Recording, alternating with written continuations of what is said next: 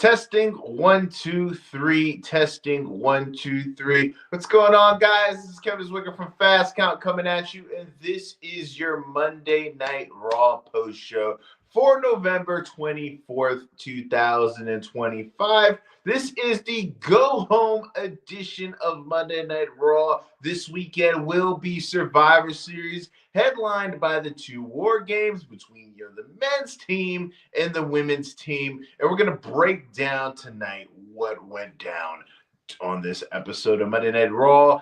I think there's a lot of things going on with WWE at the moment that is kind of catching a lot of people's attention, right? Obviously, the two War Games match. We also have John Cena's match up against Dominic Mysterio for the Intercontinental Championship in Dominic's hometown of San Diego. We're continuing to have the John Cena My Time Is Now tournament, which we saw Gunther go one-on-one against Carmelo Hayes tonight. Carmelo Hayes, he is one of those guys who is a big-time favorite of the internet wrestling community. And tonight he was finally able to really put himself in a predicament where he was able to go against Gunther, who outside of Io Sky, I think in the men's division, he is pound for pound the best guy who is, when it comes to the work rate on the men's side. He's the clear favorite heading into John Cena's last match at Saturday night's main event. I know a lot of people are predicting that he's going to be the guy to face John Cena in his last match, which I think from a logical standpoint makes the most sense. Like I said, I believe that Gunther is the best worker when it comes to the men's side. And with him being a guy who I think it's obvious that WWE, they think very highly of the guy. He was able to be the person who retired Bill Goldberg as well, who is still upset about it. But I think that's the direction that we're going to go with that, right?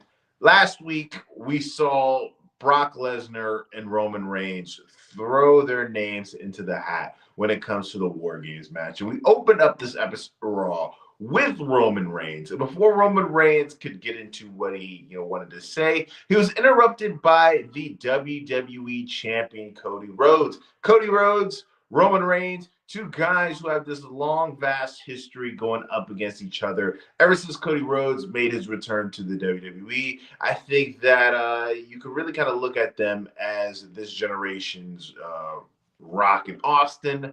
I know that a lot of people are kind of clamoring for them to finally have that, that rubber match to really top off this trilogy. With Roman Reigns being somebody who is a part-time wrestler at this moment, and him doing interviews, leading up to last year's WrestleMania, where he talked about how he only really had a year or two left. One of the last matches that we kind of want to be crossed off this bucket list before he makes his, exit is this trilogy with Cody Rhodes. But Cody Rhodes comes out.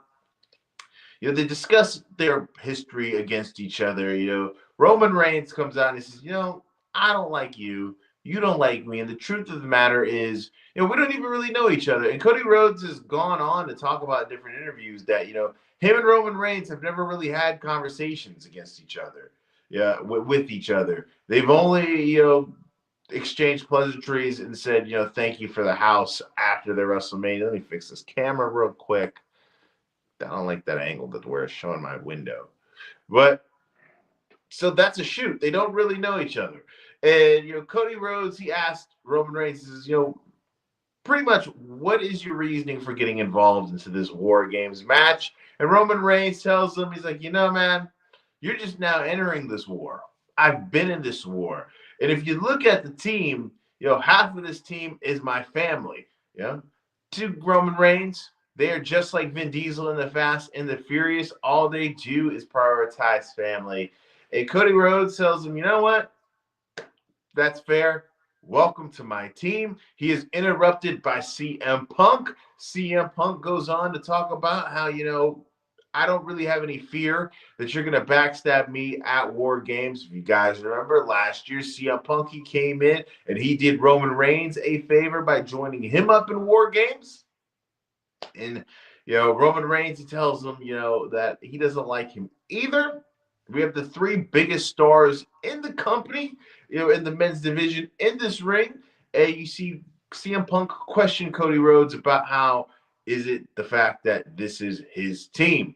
When, on Friday Night SmackDown, he is QB1, but on Raw, CM Punk is the champ.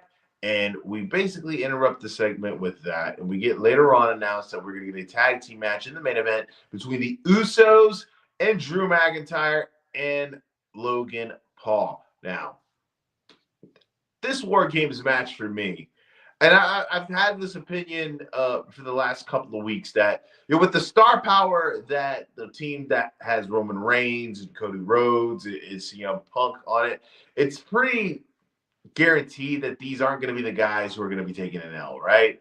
But for me, when you have a faction like the Vision, who is headlined by the two young guys, B and B, Braun and Bronson, you want to put them in positions where they are clearly in a spot where that these guys are going to be the next guys up. And with the main event scene that we have right now, and we saw it, the three biggest stars in the ring, Roman, Rhodes, and Punk, these are all guys who are 40 and up, right? Now, this isn't the same, how it was 10, 15 years ago where you're 40, pretty much your career is over. At this point, with the advancements in technology, 40 in wrestling, you could go another 10 years. But it's time to really breed the new crop of guys who are going to be taking over and who are going to be leading the company for the next 5 to 10 years. I think Braun Breaker obviously is a good choice. Bronson Reed has been able to put himself in that situation as well. I feel you have guys in NXT like Obafemi. Yo, what's going on, Tyler? You all right? I feel like nervous about the future. I think you got Dominic Mysterio as well. I think everybody kind of gets nervous when it comes to transitioning, from one era to the next. From the Attitude Era to the Ruthless Aggression Era. You had people who were, once the Attitude Era was wrapped up, and you had guys like Austin and The Rock having their way out, and you had other guys, like John Cena and Brock Lesnar and Rey Mysterio and Eddie Guerrero kind of make their way up. They were kind of compared to those guys. So anytime we transition from generation to the next one, you see it all the time, whether it's music or things like that. You always hear people say it's not as good as it was before. So, but they have a lot of crop of talented young people, especially in the women's division. I feel like the women's division is going to be loaded. I've said it a couple times over the last several months that I feel like the women division in WWE has been carrying the product for a while. And what I'm interested to see really is once we have this John Cena retirement tour wrapped up, because I feel like that's the main thing that is having people in WWE who's been viewing WWE's attention the most. What are they going to do? What is going to be the big match that they're going to have that's going to be headlining WrestleMania? Because right now, I don't think that there's an obvious match. We've seen in years prior to where it was like, okay, we know heading into this WrestleMania, we're going to have Cody versus Roman, or we know we're going to go this direction or that direction. I think that the direction is it's really interesting. I feel like somebody's going to have to step up over the next couple of months. Imagine if Cody Rhodes takes over WWE creative teams. There's been rumors, not rumors. Let me backtrack. There's been guys who have openly spoke about how they want to be the heir apparent to Triple H when he takes over, when he's done with creative. Cody Rhodes has thrown his name to the ring. Guys like CM Punk has done it as well. I'm imagining that Chris Jericho is on his way into WWE sooner rather than later. He is a guy who has been creative every single step of the way of his career. You would imagine that he'd probably want some type of role in that as well. And what's interesting now with the structure that they have with TKO, and with The Rock being over Triple H when it comes to the pecking order, it's interesting to see if there's going to come a time where TKO is going to give Triple H the boot because of whether it's profits are down or stocks are down or some way, some form that they're unsatisfied with the job that Triple H is doing. It's going to be interesting to see what direction that they would go if we ever get to that point. because with TKO not being wrestling people, it really feels like it's a wild card with them being in charge and what direction that the company could possibly go once you don't have a wrestling person in charge. The Undertaker is somebody who's openly talked about wanting to be in the booking process as well, and with him booking AAA, and the Saudis loving the Undertaker, the way that they do. Don't be shocked if it ever gets to the point where TKO isn't satisfied with the job that Triple H is doing and they replace him with the Undertaker. It would not shock me at all if that is the direction that they go. If we ever get to that point, the women in their War Games match. AJ Lee, she came back, from her long hiatus from the WWE, teamed up with her husband at WrestlePalooza, and now we have her in the mix for War Games. They're continuing the program between her and Becky Lynch. Becky Lynch, who's gotten a lot of praise backstage for that mixed tag match that she had with her husband Seth Rollins against AJ Lee and CM Punk, where she was able to gradually work AJ Lee in. I think that AJ Lee and Becky Lynch are the perfect opponents for each other. Two big, high-profile names. And with Becky Lynch being somebody who over the years has been in many other situations where she was able to go up against somebody like Lita or Trish Stratus, or even her work with Maxine, where she's been able to really be the ring general in those situations. I think that AJ Lee being paired up with Becky Lynch, I think that's the right move that WWE has chosen to go. And I think that her team is going to be the one that's going to take the W at War Games. I think that's a little bit more cut, clear, and dry than the men's one. Cody Rhodes and Roman Reigns, AJ Styles, Randy Orton, and CM Punk and John Cena, they're going to retire soon. It's time to push the young talent. Yeah. It's going to be interesting to see where the direction is going to go. But it's not because of a lack of talent, right? What's so strange about wrestling is, with it not being a legitimate sport, it really all comes down to, does the person who is booking the show like you and see something in you? And if they don't see anything in you, you're kind of screwed. Because you can just go down and look at the guys who are either in their early 30s or under 30. Bronson Reed, Braun Breaker, Dominic Mysterio, Oba Femi in NXT, Javon Evans. You got all these guys. These are 5 guys. They're just named off of the rip to have an obvious bright future and are going to be able to, if put in the right position, they're going to be able to put on high quality matches. But it's going to be all about if they're going to be able to put on the character work that WWE seems to value the most. It's going to be interesting with AJ Styles retiring, With the John Cena retirement tour, we've been able to see him go up against people who send me an email, man. Send me an email. Send me an email, dude. My emails are always open. You can call me Kevin, by the way. But with AJ Styles, his retirement tour is going to be interesting. Because with John Cena's, we've been able to see him go up against guys who he's wrestled in the past outside of Edge, and give us those matches, one more time, CM Punk, Randy Orton, all these different matches, right?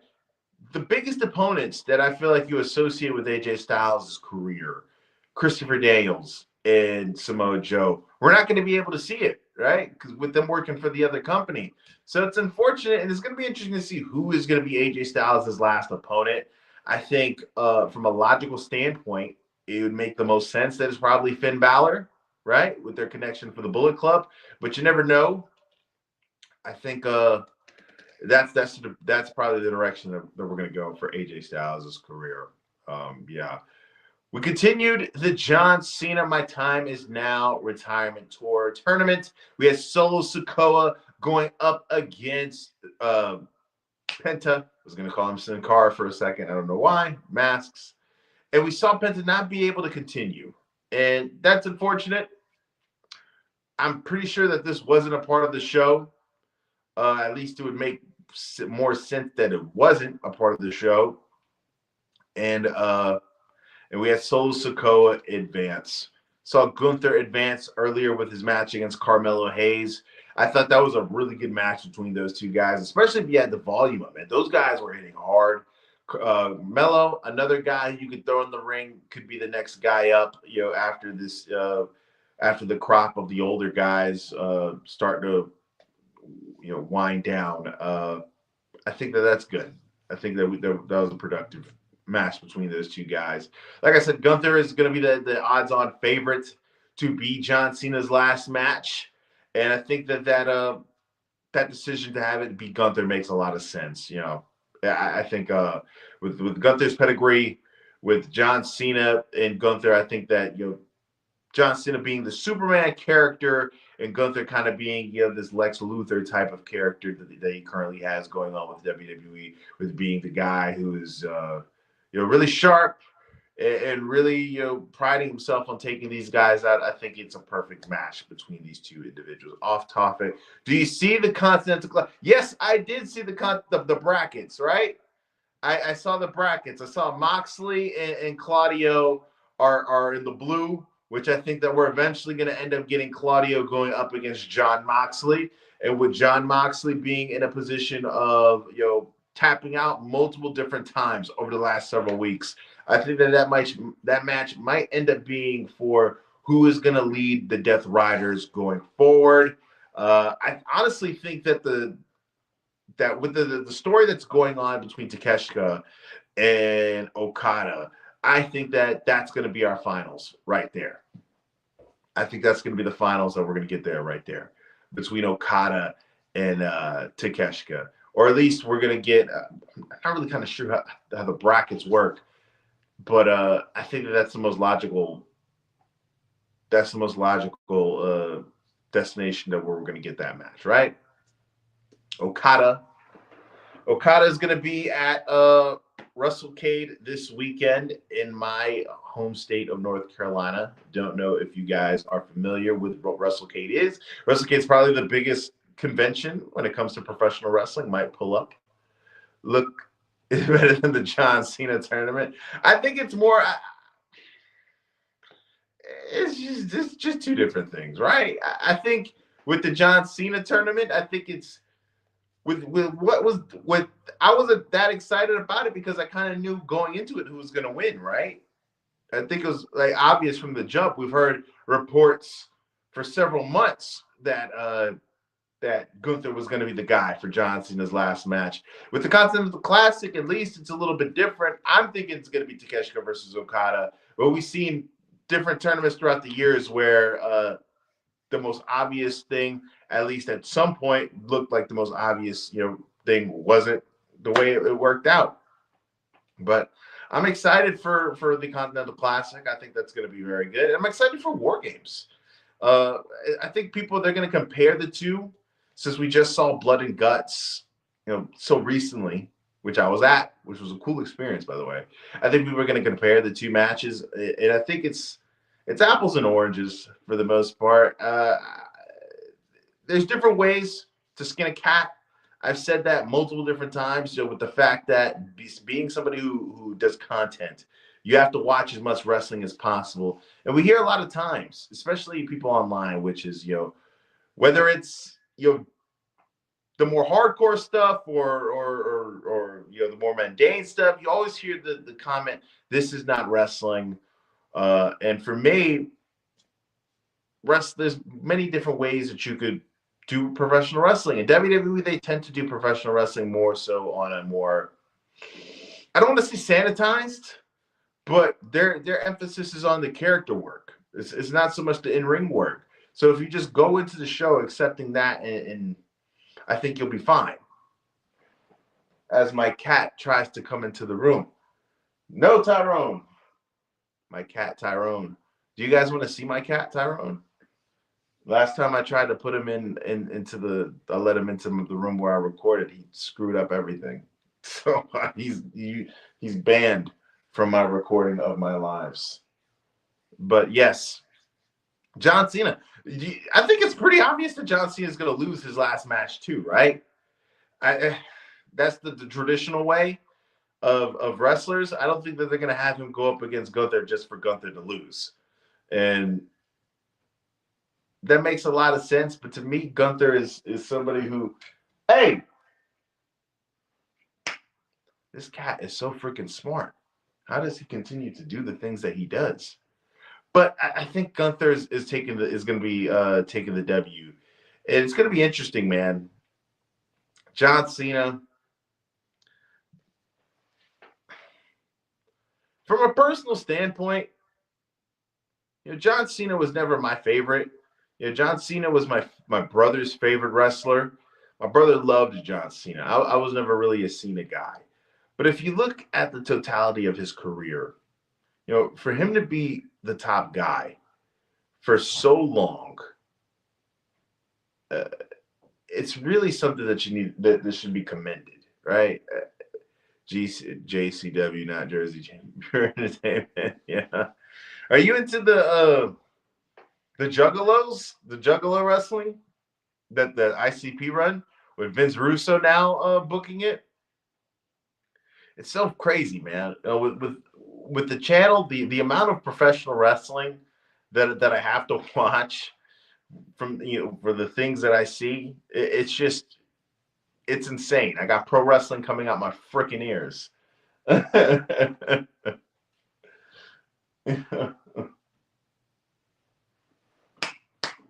Yeah. But I love it. Yeah, but I love any pro wrestling. I do too, man. Pro wrestling is great.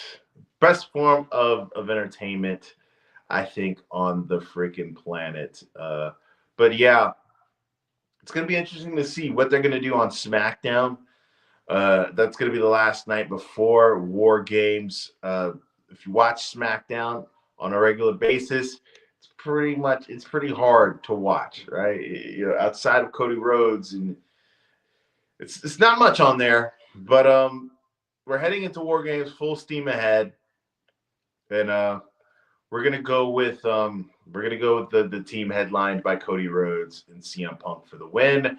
I'm gonna go with the AJ Lee's team to take the W. Her and Rhea Ripley headline. I think that is trash. It is trash. It is. It is. It is. I remember when it was announced that Road Dogg was going to be the head writer for SmackDown, and I remember people was all up in arms because if you remember, he was kind of like the top lieutenant under Vince McMahon for SmackDown when SmackDown was really freaking bad, right? And you saw guys like AJ Styles come out and tweet in defense saying, he's going to be able to show you guys what he can do, without having somebody, basically overrule all his ideas. And it turns out that it doesn't matter if Vince McMahon is overruling all his ideas or he's coming up with his ideas on their own. They both freaking suck. And that's unfortunate for Road Dogg. But guys, it is late. We pretty much covered everything there is to cover when it comes to Monday Night Raw. Usually it'd go live after Dynamite as well, but this Wednesday I will be at the Knicks Hornets game.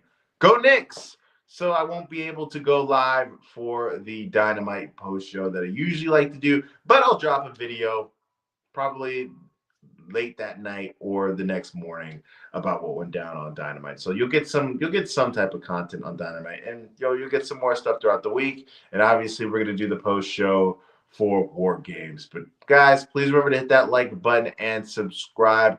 Tyler, Thanksgiving. I don't know what's gonna go down. I hope you guys beat the Cowboys. I don't know, what should I do? Should I take the Chiefs on the money line? I don't know. I don't feel too confident about it. I don't know. You guys did just beat the Colts. But I think the Colts are kind of fraudy. But who knows? Guys, I am Kevin Zwicker. I'm out.